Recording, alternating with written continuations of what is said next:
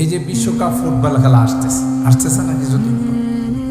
এমনি যদিও হাঁটুর উপরে যারা কাপড় ওঠায় তাদের দিকে কেউ তাকাইলে গুনাহ হয়, কিন্তু বিশ্বকাপ ফুটবল খেলায় যে প্লেয়াররা খেলবে রাত জাগ্রত থেকে খিচুড়ি পাকায়াও যদি খেলা দেখা হয় এতে কোনো গুনাহ হবে না। আপনাদের কিছু ওখানে কি বিশ্বকাপ ফুটবল যারা খেলে তাদের কি ফরজ তরক হয় না? হাফ প্যান্ট পরে খেলে না ফুল প্যান্ট পরে? হাদিসের মধ্যে তো আছে লানাল্লাহুন নাযিরা ওয়াল মানজুরা ইলাইহি, যারা হাঁটু খুললো এরা যেমন অভিশপ্ত, যারা তাদের দিকে তাকায়, হাঁটুর উপরের অংশের দিকে তাকায় তারাও অভিশপ্ত।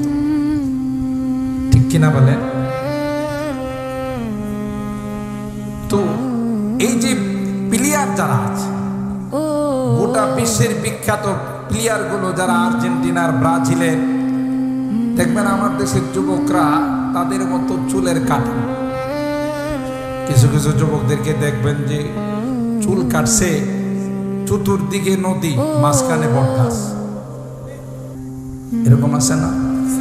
চতুর্দিকে নদী আর মাঝখানে কি বটগাছ। জিজ্ঞাসা করলে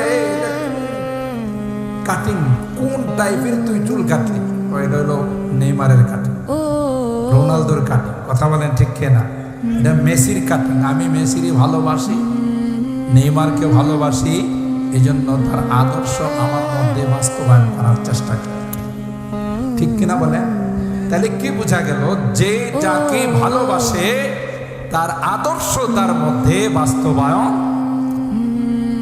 এটাই ভালোবাসার পরিচয়।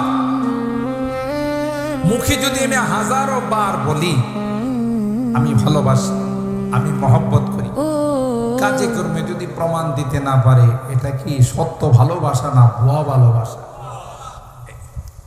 মুখে বলার না, এই কথাই কবি বলছে।